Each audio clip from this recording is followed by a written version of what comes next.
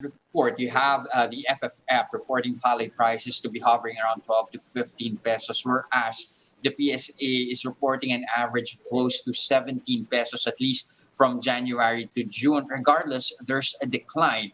But is the situation on the ground really more different? How grave is the drop in farm gate prices of palay?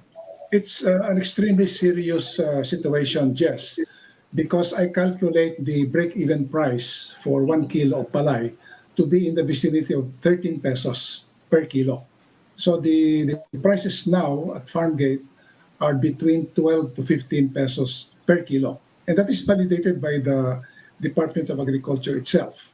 In terms of actions that can be undertaken, especially come the main harvest in October to November, I would count among them deployment of more mechanical dryers, especially from the National Food Authority.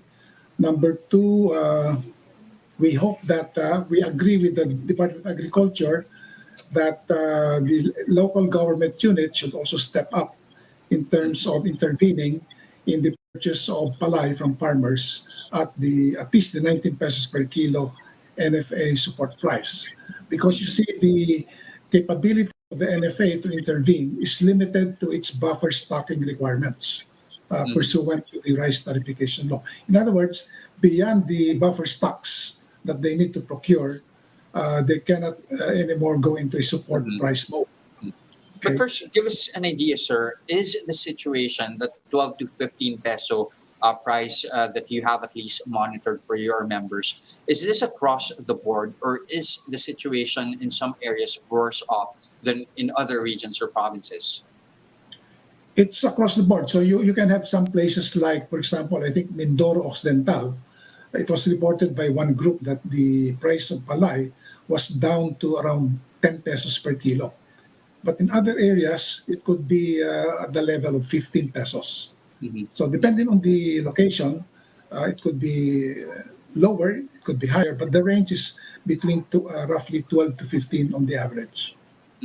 But how much of a factor is the ramping up of rice importation due to the enactment of the rice tariffication law? To me, it's a significant factor just because when I interviewed one of our cooperative affiliates in Tarlac, the manager of that cooperative said that according to the local traders, they could only buy palay at that low a price because according to the rice distributors, they still have a lot of rice. Most likely, these were the products of importation. And of course, since the RTL allows the importation of rice at any moment, even during harvest time, it is a kind of Damocles sword. So it somehow has a depressing effect in terms of the local palay prices.